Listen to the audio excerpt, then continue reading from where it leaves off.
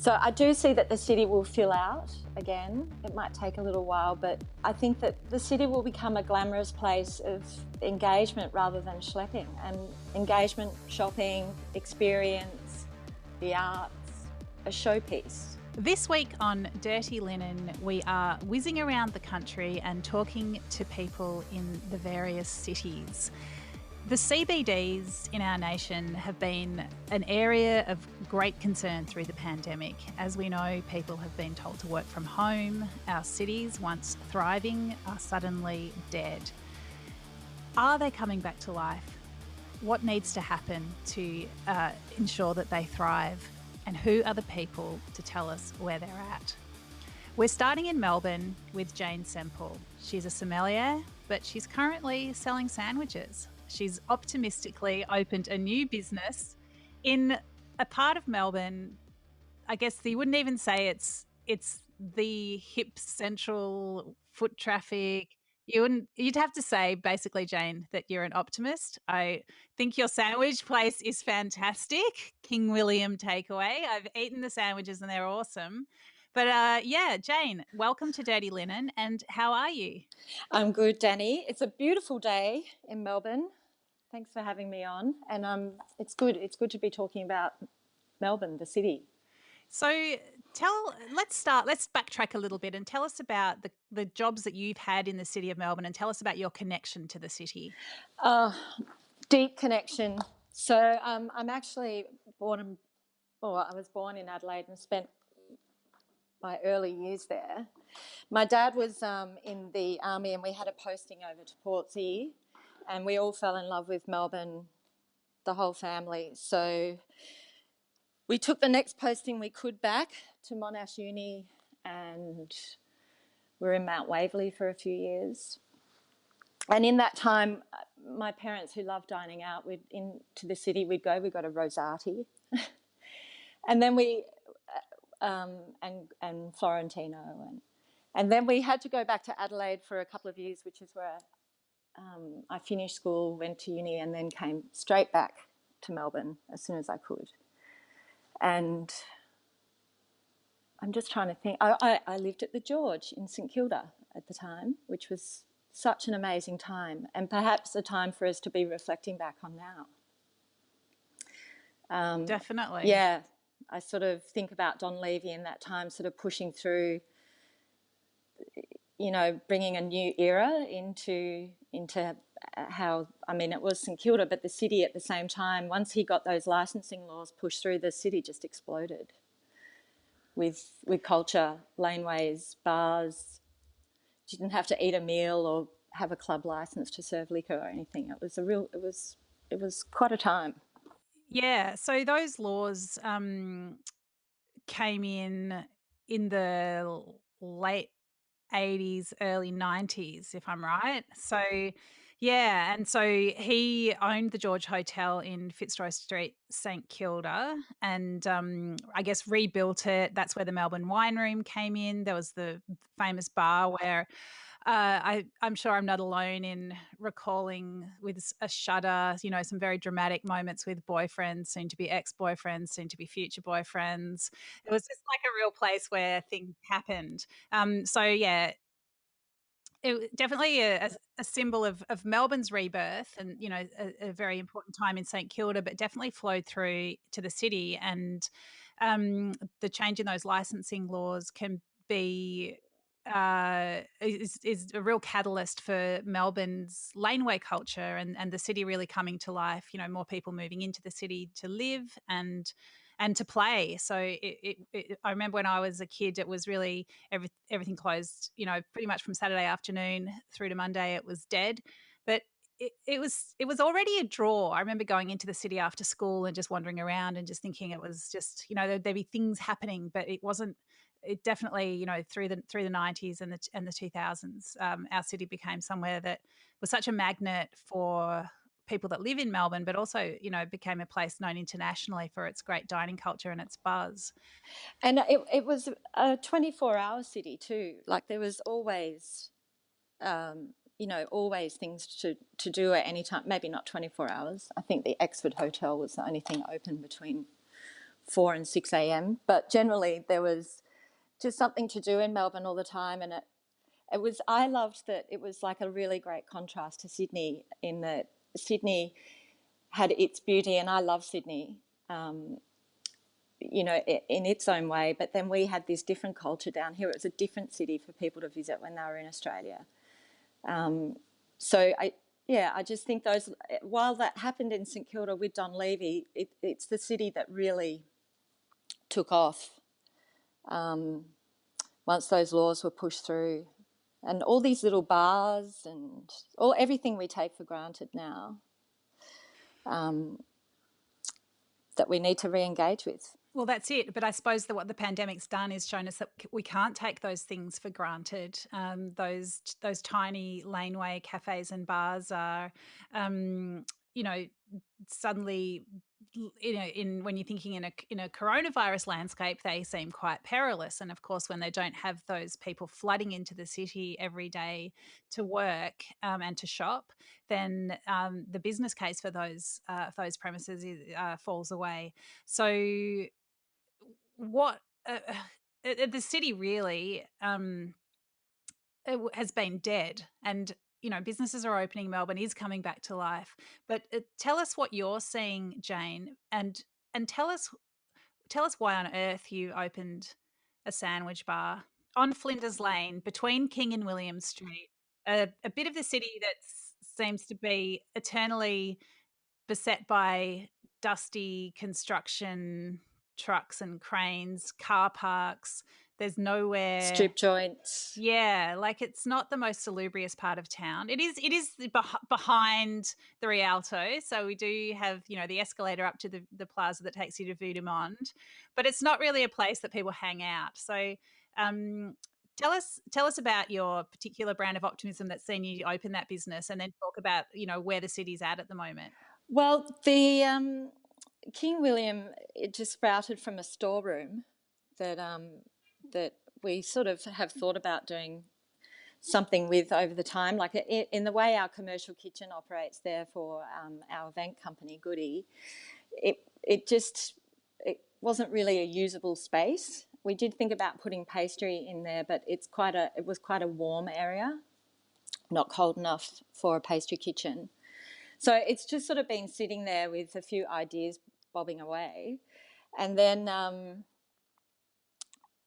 a young chef, Steph Britton, who's a long-time friend, bobbed up, and we said, why don't you take this area? And she's gone with King William, seriously upstanding sandwiches from the slightly dodgy end of town.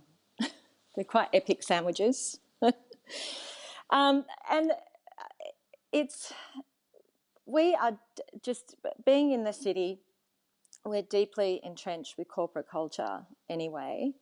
This is why we also made the other mad decision of opening a commercial kitchen right in the middle of town. And it's because we wanted to be right in the heartland of our corporate clientele.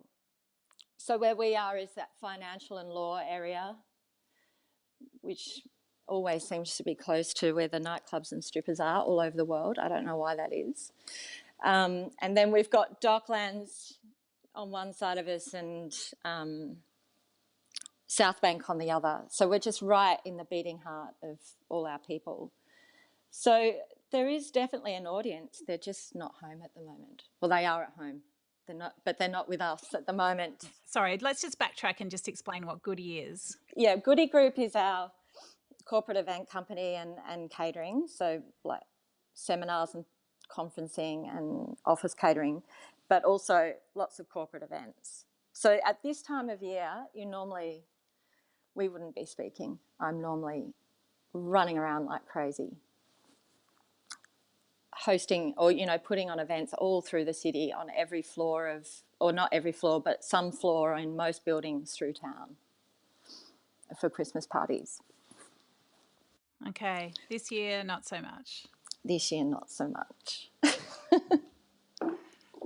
But so, Jane, as a watcher of the city, like, what are you seeing as you walk around and ride your bike around?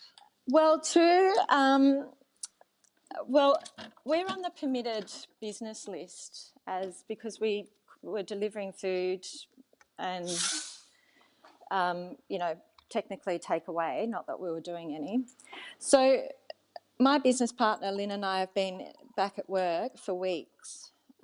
So I've really watched the city starting to sprout, but it was so bleak going in those first few weeks.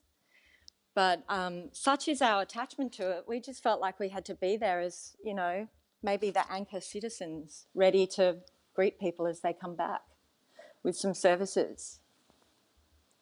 So that's very community spirited of you. Well, to be honest, I think perhaps we were really needing to keep our definition of ourselves as well, even though nothing was happening. It was like hold ourselves with that definition of our space and, where we reside in a commercial sense. So, yeah, and then the council, the City of Melbourne Council, started a concierge service, and a great girl, Linda, called me and said, what can we do? Let's do something. And over the time with her, within 3 weeks, I was able to get an outdoor permit for 50 people, and then a license, the VCGLR, I think it's called. I had a license for outdoor 50 people within 7 days, and then a parklet arrived, which are these sort of gorgeous little AstroTurf things that they assemble up to the gutter out onto the street, taking up car park spaces, and then they clad them with planter boxes. They're really cute. And the City of Melbourne's done all that for you? Yeah. Wow. And then they gave me a permit to take over Treasury Gardens in February so I can run corporate events through there, heralding a new corporate year for people in an outdoor, super safe, very relaxed space. So the City of Melbourne has been incredible. Once they started talking and actually pushing things through, and I think they must have been given a real sense of confidence to start saying yes to things, which is unusual for any council, but that's been my experience. That it's just been really good. I can't commend them highly enough. I feel very supported by them.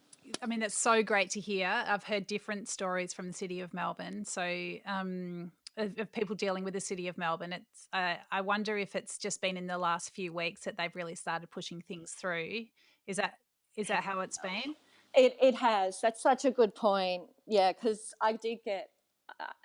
There was another project just actually getting the roller shutter in for King William. I mean, that just took me months, and I had to lean on like some really old school sort of contacts with some clout, some CEOs of various organisations that I've worked with over the years, emailing the council on my behalf and that kind of thing to get things through. And I've also been really persistent. But once they got it, they got it. It's interesting, isn't it? Because, I mean, not everyone would, I guess, just through your the space that you work in and who you are, like you've got those contacts. A lot of businesses wouldn't have someone that they could get to help them with stuff like that. And they perhaps wouldn't have the confidence to be that persistent. So it's interesting, we know the squeaky wheel gets the grease in, every arena. So yeah, good on you for being persistent. But I guess that I think in small business you do need to be really tenacious. I've learned that. And it's really made me admire all the restaurateurs that I've worked for over the years about how they get things underway and going. So you do have to be really persistent and driven. And then after a while, the business sort of takes on an entity of itself, like it's its own. Well, it's obviously not a human, but it's an entity, and it has its own vigor and energy. It must go forward, and you're just there to make sure that happens. So that's how we feel about our business. We're probably going to be the last to come online, corporate events, but I just think we can hang in there. It's interesting, you talked about feeling like you needed to be there as the city came back to life. You're almost like putting out that welcome mat for people who do return to the city. And if I think about, what do you really need when you're spending time in the city? It's like you need you need a good lunch, and a great sandwich is definitely an amazing option for a good lunch. How have you approached the creation of those sandwiches? Well, at the foundation was, and I'm pleased to. It heartens me to say that everybody says this now, but at the heart of it, it was really good produce, ethically sourced meats and organic, where possible, locally sourced, really quite strictly. And I know that is said a lot these days, but that was the foundation. And then, of course, you just build from there. Our sandwiches they're not groundbreaking, but they are unusual. I haven't found them, and I can say this because I didn't actually design them. But they're really layered with different elements, but they're not confused. They're quite classic. But like the meatball has that holy trinity of Italian cheeses, which are all produced in Victoria. And I think it's a basil salsa verde on there as well. So there's quite a few elements, but they're still quite classical and simple. So I do think that they'll really suit we call them koyos, young corporates, when they come back. and it's really nice, particularly down our end of town, which is, really dead. I must say that Spring Street is just absolutely fabulous. It's heaving. D'Estasio, there's just people outside all the time. Denton's Wine Bar, and then heading, of course, to that precinct that Con owns. That's just amazing. And, down Burke Street, and then Flinders Lane with all its parklets, starts cruising past Cumulus, and it just keeps going from Cumulus to us, basically, uptown, downtown. And that's a really good walk for people to do if they, and these things have sprouted up. They're fun.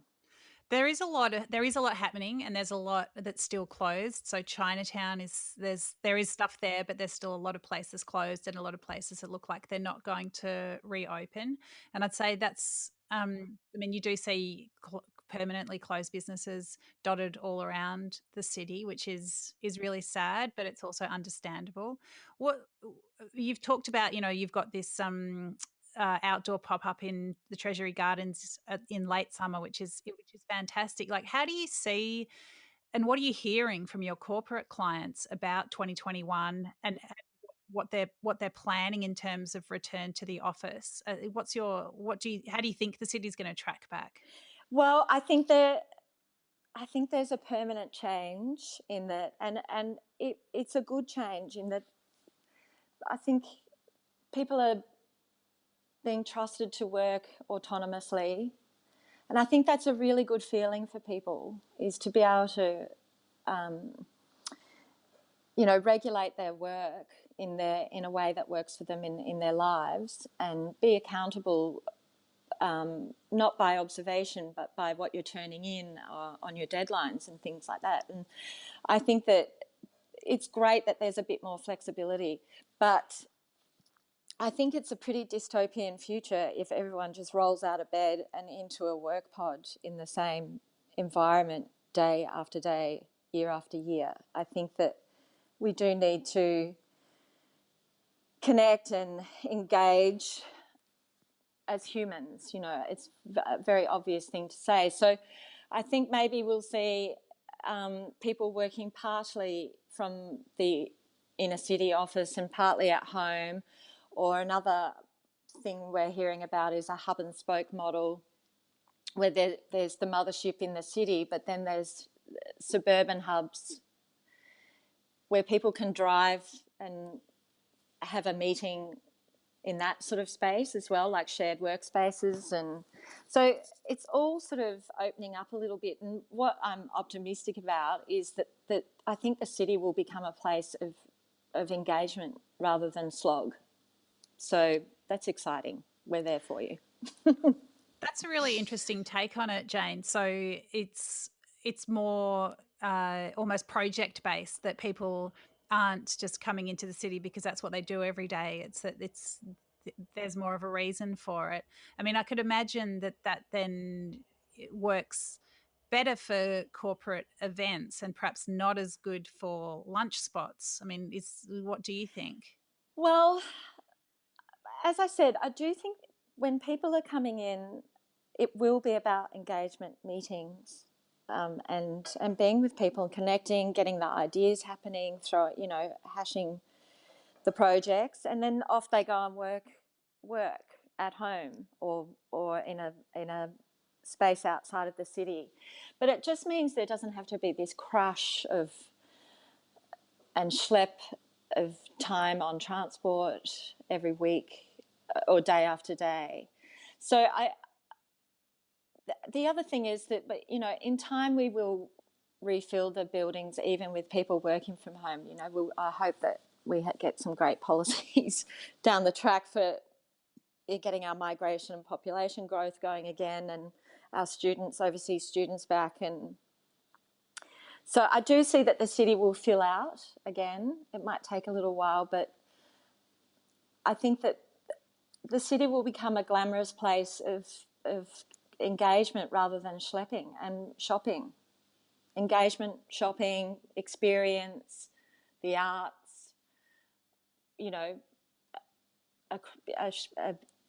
a showpiece. And then life is happening, the schleppy part's happening outside. That's really interesting. Do you think it'll be a place that Melbourne will be proud of again? Definitely.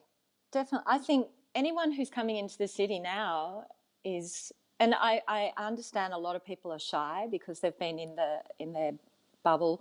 Also, as I said, we've been coming into work for a while, so we're much more robust about seeing people again, and we're a bit more used to it. So I understand that some people are a little bit more apprehensive about coming back into town. But if things are managed well, I mean, public transport, I believe, could be monitored by the operators a little bit more, just ensuring people are wearing their masks so that everyone does feel safe coming back in. But the city itself is all about streets, so you're not sort of in a closed shopping centre or anything. It's all about being out and I know a lot of people who have just started coming back in, and I was just speaking to someone this morning who went from Gimlet to Embla to Gimlet to Angel Bar last night. I mean, what fun. Yeah, that does sound fun. I know.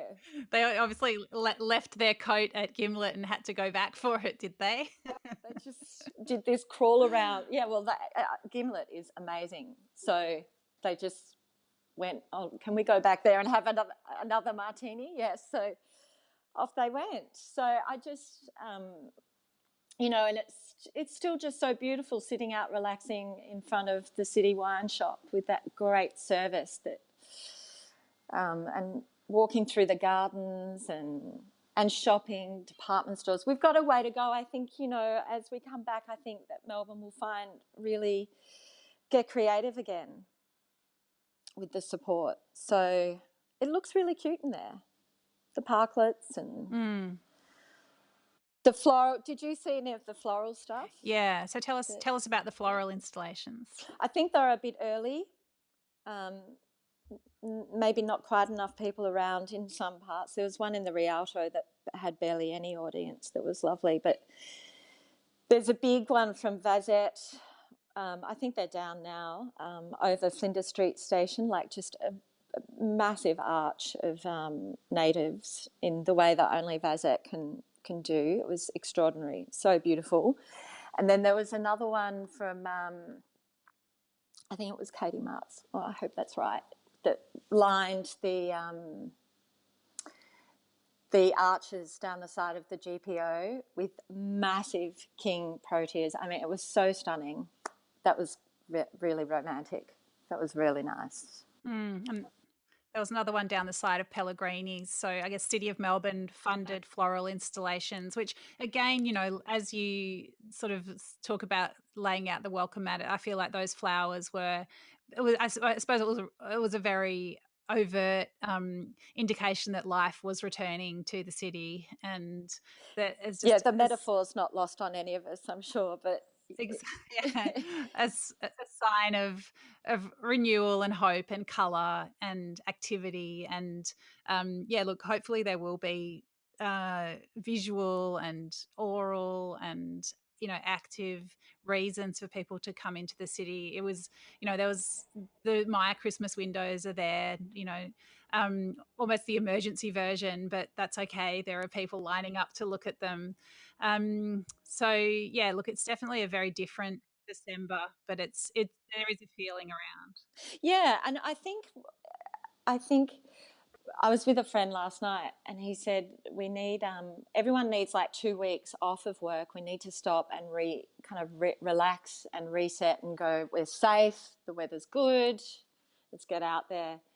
And I think that 2021 we'll just see a whole lot of optimism. Unlike we've done so well. I mean, we've eradicated it in Melbourne, and I'm sure things will pop up. But you know, by all signs, there's a good management of that, of the control of anything coming up now, with vaccination on the way. So I think that people will start to come out and come back into the city, maybe just to have lunch over the summer.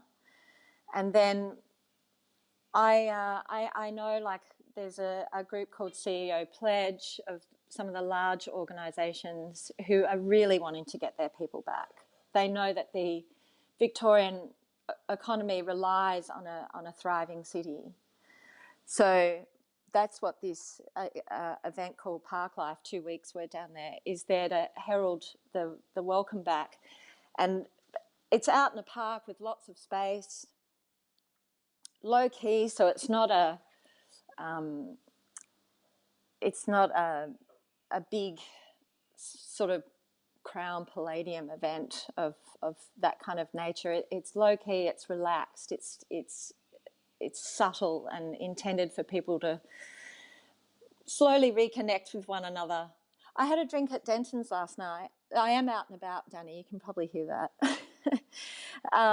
Before I went and met my friend. And obviously some workmates had decided that they would meet at Denton's, having not been in the city since March. And the way they were just so thrilled to see one another and, you know, just yelling, really, just screaming with delight when their mate that they hadn't seen since March on anything apart from Zoom walks in dressed up a bit, not in a suit, but, you know, in some groovy clothes, and just that they were just so excited to see one another.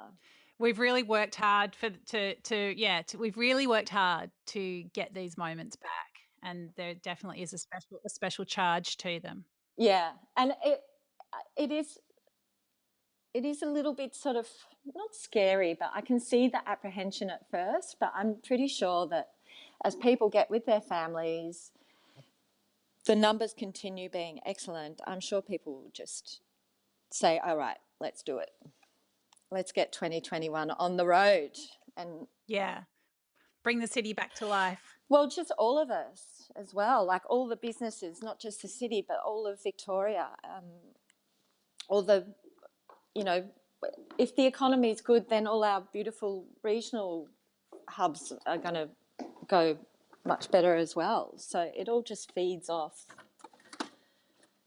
one another. And I'm hoping too that we'll see some people from Sydney over summer. I understand that there are plane loads coming down to check out our restaurants again. And There are. I know there's plane loads of us going up to Sydney as well, and to Byron.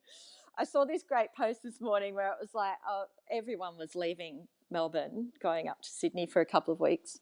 And it says, you know, turn the lights out when you leave. Like, I think there'll still be a few people in Melbourne to keep the lights on.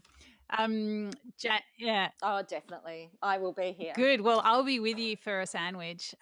Jane, good on you for being a city pioneer and rolling out the welcome mat for everybody to come back in, to check it out, to explore it in a safe manner, and just to feel proud of what we have created and can continue to build as people in Melbourne. And anyone listening elsewhere in the country, we are really looking forward to having you back. Thanks, Dani. No worries, Jane. Great to have a chat. And yep. All the best for the summer. Come down and have a spritz. Sounds great. One afternoon. I will.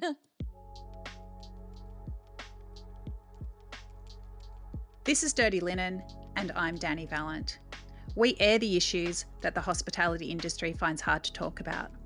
We spend a week thrashing around each issue, hearing from different people with unique perspectives. We want to hear from you as well. If you have something that needs to be said about a topic, get in touch so we can include your perspective. Contact us at dirtylinen@deepintheweeds.com.au or hit us up on Insta at Dirty Linen Podcast. We can't wait to hear from you. This is a Deep in the Weeds production.